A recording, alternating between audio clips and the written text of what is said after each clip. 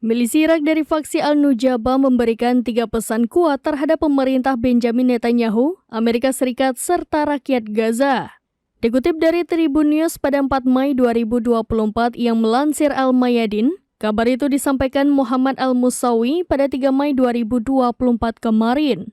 Ia menyatakan bahwa serangan tersebut mengirimkan pesan kepada rakyatnya di Gaza bahwa mereka tidak sendirian di lapangan. Selain itu, serangan itu juga membawa pesan kepada Amerika Serikat bahwa perlawanan tidak akan berpangku tangan dalam menghadapi apa yang terjadi di Gaza.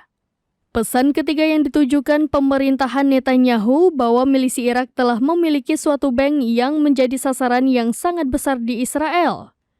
Muhammad Al-Musawi menekankan bahwa Israel akan dijadikan sasaran dengan cara yang fundamental, berbeda dari perkiraan siapapun.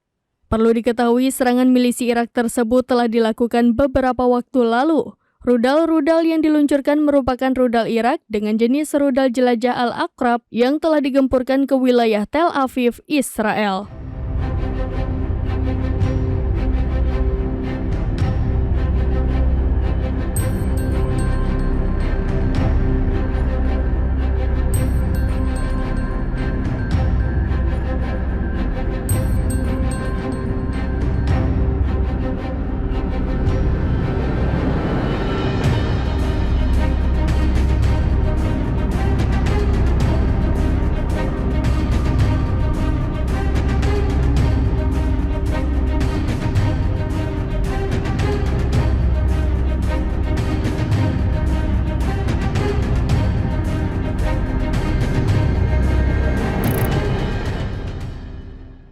Download Tribun X sekarang, menghadirkan lokal menjadi Indonesia.